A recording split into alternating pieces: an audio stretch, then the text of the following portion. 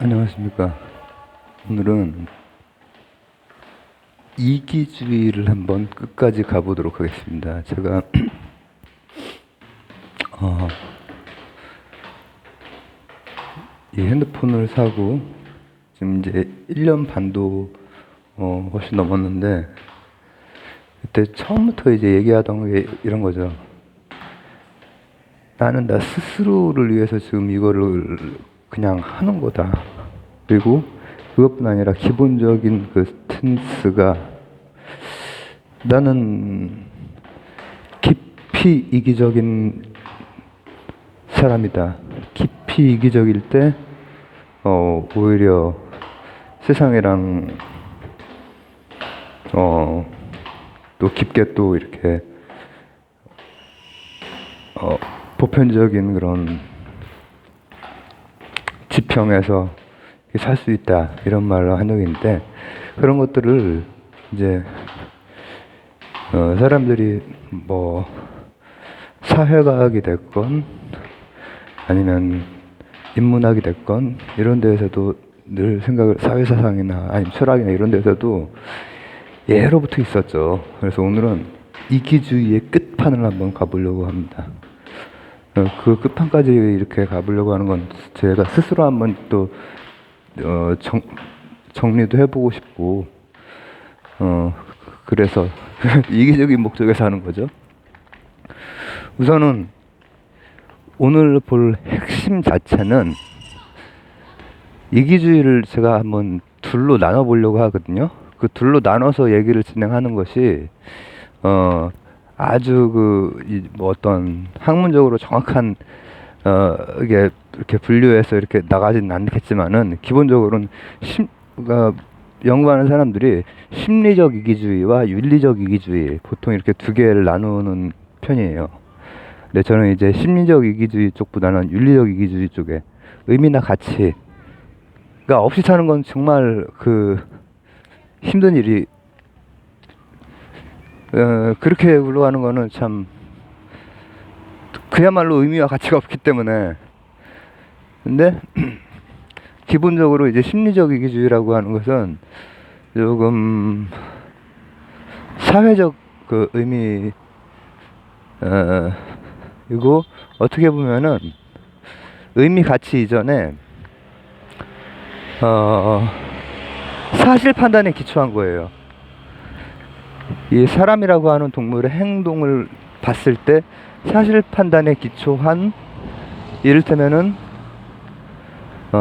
홉스, 마키아벨리, 순자, 또 사마천, 이런 선생들이 봤던 인간 그대로가 이기적이죠.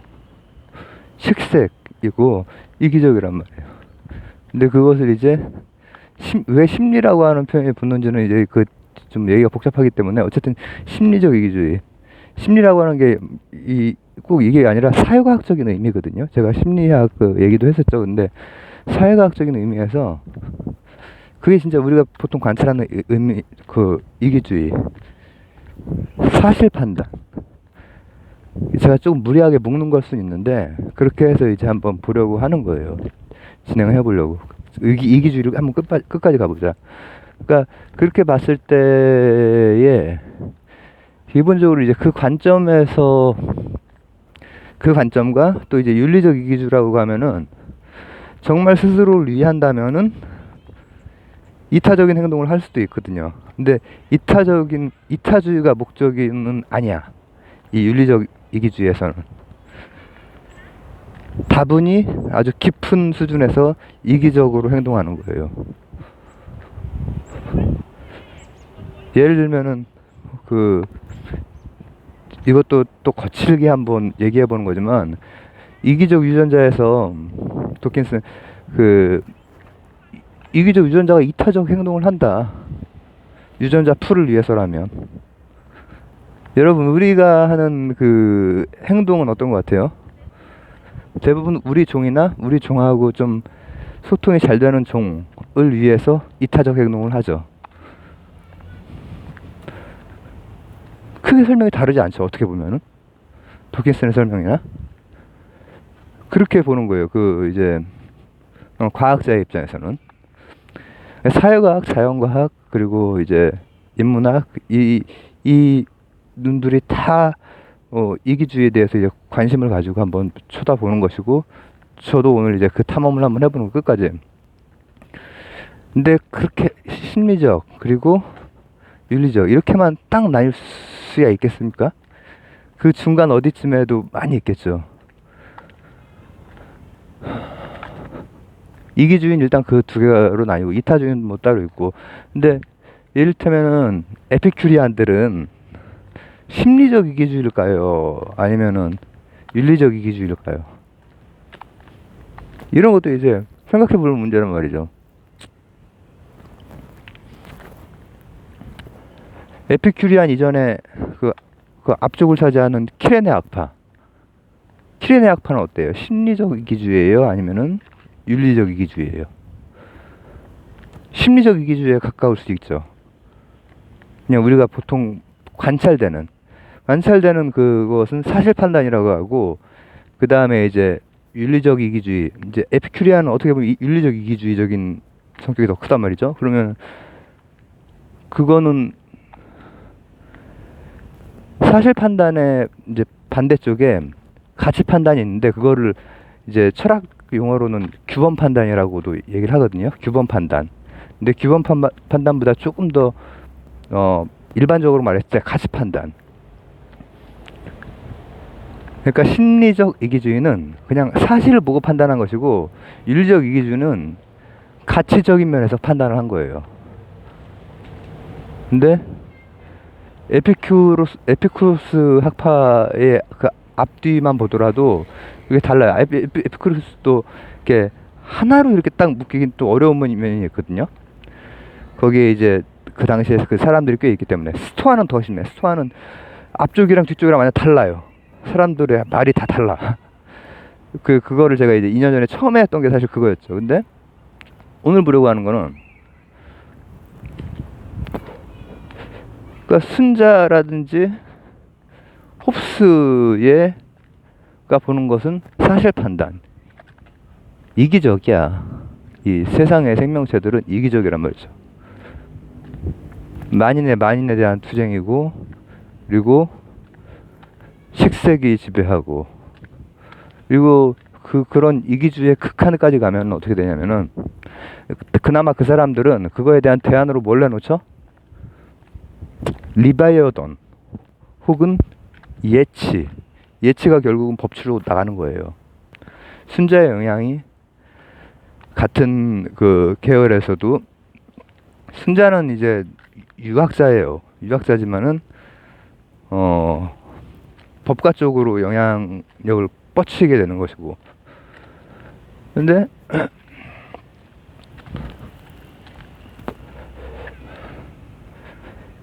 갑자기 막 말이 생각이 왜 하나도 안 나지? 제가 이제 제 옛날 이제 오래 보신 분들 알겠지만은, 제가 늘 이제 하는 말이, 나는 나를 위해서 이걸 하고, 그리고 깊이 이기적일 때 오히려 더 제가 보편적 소통이 어떻고 막 이런 거에 대해서 몇 번 찍은 적이 있죠. 거의 초반에 이 꽃들을 막 이렇게 비추면서 보편적 소통. 나는 얕고 뭐랄까 변덕스러운 관계보다 깊은데 보편적인 관계, 그런 소통이 가능하다. 근데 그거는 내가 지극히 깊게 이기적일 때 그게 가능하다. 즉 심리적 이기주의가 아니라 윤리적 이기주의. 왜냐면 저는 가치나 의미가 없으면은 뭐 살아가는 게 뭔 의미가 있냐, 진짜 말 그대로 그런 생각이 들거든요. 그렇기 때문에 제가 신학에도 되게 관심이 많아서 어마어마한 편을 찍고 했죠. 근데 그렇다면은 그 심리적 이기주의의 끝을 뭘로 뭐 아주 막 남을 해하고 막 이런 걸로 이렇게 볼 수도 있겠지만, 그게 아니라 오히려 그런 이 만인에 대한 투쟁, 식색의 투쟁, 여기에서 나름대로 예치라든지 리바이어돈도 그렇게 반드시 어마어마한 괴물을 상징하는 게 아니라, 거기에서 자기 보존권의 침해를 받으면은 바꿀 수 있다라고 하는, 정부 구성을 바꿀 수 있다라고 하는 데까지 사실 나가거든요. 거기에서 더 나간 게 로크죠.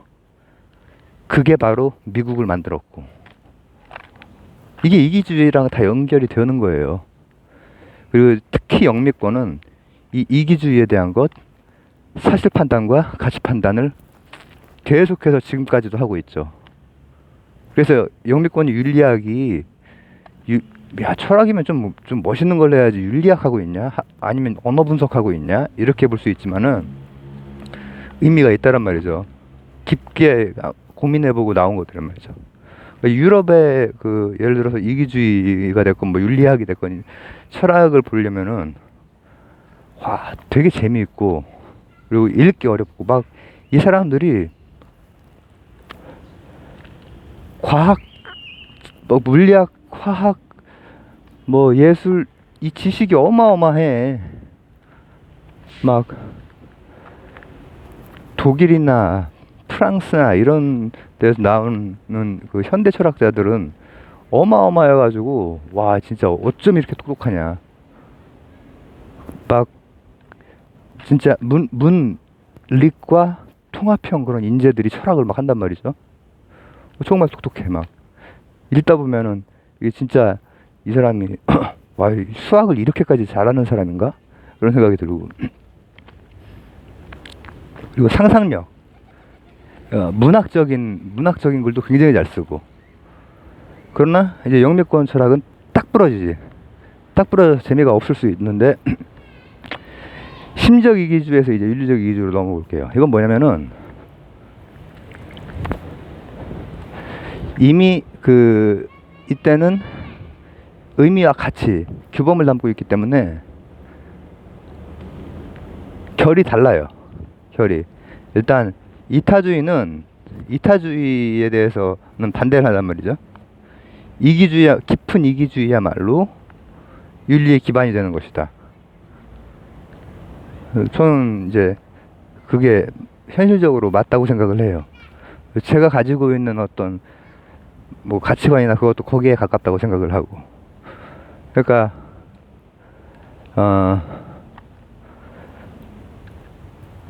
이기주의 사실 판단적으로 봤을 때 이기주의적인 거랑 이타적인 거랑 같이 나올 수 있는 게 가치적인 이기주의거든요. 그러나 그때도 분명히 깊게 나에 대한 그 이기주의가 더 선행이 돼야 된다는 거지. 근데 대신에 논증이 어렵지.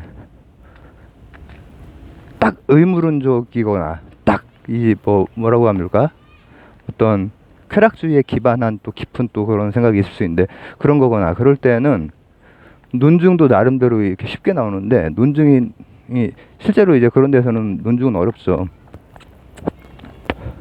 그리고 물론 이제 방금 말한 앞쪽에 말한 딱 떨어지게 논증된다고 하는 것도 논증을 자기들은 했는데 내가 못 받아들이는 논증이 많지.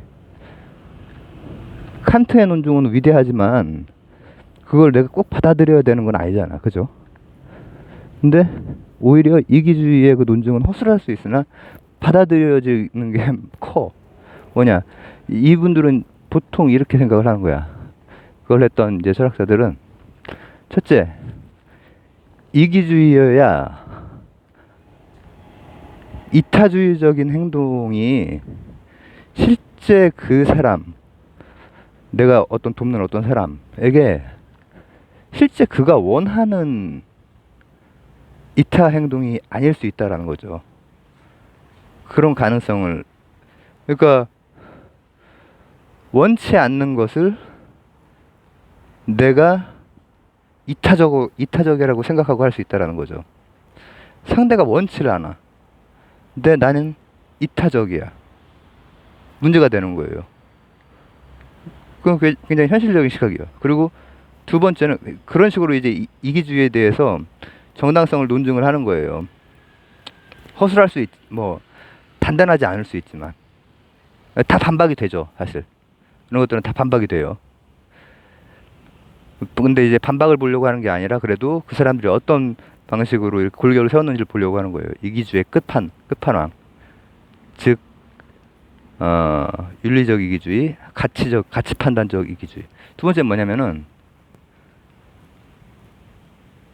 나에 대한 존중, 스스로에 대한 그 존중, 거기에서 모든 게 다 출발이 일단은 되기 때문에, 그래야 이타주의적인 행동이 나오더라도 거기에 기반해서 나오지. 감정이입이 돼서 나오는 거 아니에요. 감정이입이 안 돼서 나오면은 상대가 막 고통스러워해도 나는 상대를 위해서 이타적인 행동을 한다라고 착각을 할 수 있단 말이에요. 근데 나에 대해서 철저하게 깊이 윤리적 이기주의를 천착해 들어가는 것이 오히려 윤리적 행위이다, 이렇게 봐요. 근데 이제 이거가 제가 이제 심리적 이기주의, 지금 아까 반대편에 세워놨던 홉스, 또 로크, 또 그러니까 현실적인 거, 사마천, 순자, 이게 사실 끝판왕이 뭐냐면은 그 사람들은 나름대로의 대안 같은 게 있어요. 리바이어던이 됐건 아니면은 뭐 예치가 됐건, 예치에서 법치가 됐건. 근데 그 끝판왕은 사실은 양주예요, 양주. 내 머리카락 한 올만 빼면은 천하를 이롭게 할 수 있다라고 해도 난 안 한다. 내가 왜? 이거는 대안이 없어. 대안이 없어요. 실제로 그 공동체, 이게 혼자 사는 건 아니니까 세상에서 사는 데에 대해서 대안은 없어. 그러나 이제 그것이 주는 또 뭐라고 하면 좋을까? 어떤 경종을 그 시기에, 그 시기가 현대 사회일 수도 있어. 늘 컨템퍼러리하게 그런 문제들이 있다라고 하는 거지. 그런 문제들이 전체주의적인 문제라든지 이런 것들이 있다라는 거지. 사실은 심리적 이기주의가 전체주의와 결합이, 파쇼하고 결합이 되는 경우들이 얼마나 많았어요, 역사에. 나치가 그랬고, 일본도 사실 그렇고, 이탈리아에서 그랬고. 그 사람들은 거기는 자발적으로 그렇게 한 거예요. 그리고 최소한 하여튼 우리나라 얘기는 하지 말고. 근데 그 양주의 이기주의와 윤리적 이기주의는 결이 다른 거지. 윤리적 이기주의는 진짜로 내 여기 끝까지 가는 것, 그걸 통해서 뭐라고 하면 좋을까? 그걸 통하면은 겉으로 보기에 이타적인 행동이 설명이 되는 거야. 그죠? 그리고 이제 세 번째 뭐냐면은,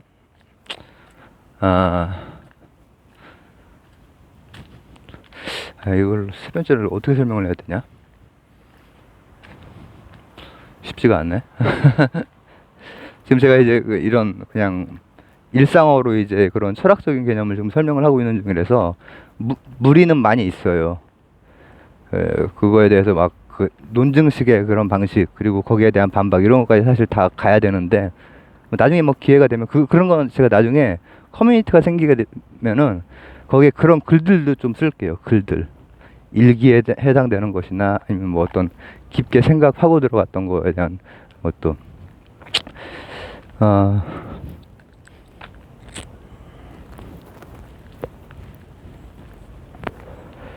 이제 이타주의에서 이기주의에서 끝까지 간 그 윤리적 이기주의. 윤리적 이기주의에서 논증 방식이, 일단은 이타주의라고 하는 게 사람에 대한 이해가 잘못되면은 이건 괴롭힘이 될 수가 있는 거야. 그리고 두 번째, 그렇기 때문에 나에 대해서 정말 잘 이기적으로, 깊이 이기적으로, 윤리적으로 따져 들어가야 돼. 그럼 세 번째 뭐냐면은 상식을 받아들이는 영미권적인 생각이지. 윤리적 이기주의는 영미권주의적인 그 철학이에요. 상식의 세 가지 정도를 그냥 받아들여. 그냥 뭐냐면은 진짜로 이기주의라면은 상식적일 수밖에 없다라는 거지. 에피쿠로스의 그 말단 부분의 그 생각들과도 맞닿아 있죠. 첫째, 사람 죽이지 말고. 둘째, 거짓말하지 말고. 셋째, 약속을 어기지 말고. 이런 것들이 끝까지 가보면은 그게 나한테 유리하다라는 거야. 이기적으로. 끝까지 가면은 겉으로 보이는 가치 판단적으로 보이는 것이 칸트하고 비슷하죠. 그죠? 칸트는 이제 의무이고 보편적이고 이런 걸로 들어가는 거지만 이기주의도 끝까지 가면은 나를 위해서는 사람을 안 죽여야 내가 마음이 편하고, 나를 위해서는 거짓이 없어야 내가 언제든지 아무렇게나 이렇게 그냥 뭐 행동을 하고 뭔 말을 남기고 해도 그게 아무 문제가 안 되고, 또 나를 위해서는 약속을 어기지 않아야, 그래야 사람들이 나를 신뢰할 거 아니야. 이게 바로 이기주의의 끝이라는 거예요. 그리고 윤리적 이기주의. 그러니까 심리적 이기주의는 철학적으로는 이제 좀 더 좁혀서 말할 수 있겠지만, 심리적 이기주의는 우리가 알고 있는 그 이기주의를 말한다고 보면 돼. 그냥 오늘 맥락에서는, 그러니까는 우리가 잘 알고 있는 식색의 욕구라든지 아니면 만인에 대한 투쟁이라든지 늑대와 같은 투쟁, 이런 거예요. 이런 거고, 이런 것들은 그나마 대안이 있어. 그나마 공동체적인 대안이 있는데 양주는 대안이 없어. 그래서 양주가 진짜 이기주의의 끝인 거예요. 물론 그게 그 당대에 던지려고 했던 메시지는 좀 깊이 들어가면 좀 달리 해석할 수는 있겠지만은, 내 머리카락만 하나 뽑으면은 전 세계에 도움이 되는, 그게 말이 굉장히 뭐라고 하면 좋을까? 상징적이라서 그런데, 예를 들어서 내 머리카락, 내 어떤 내 유전자에 굉장히 좋은 어떤 항체가 들어있어. 그래서 전 세계의 그 팬데믹을 다 잠재울 수 있는 뭐가 있다고 생각해봐. 그런데 나는 내 피 안 뽑을 건데 이거란 말이죠. 그러니까 진짜 극한까지 간 거지. 그리고 그게 일반적인 거라면은, 사람은 근데 그래도 의미나 가치 때문에 사는 거라고 저는 생각을 하거든요.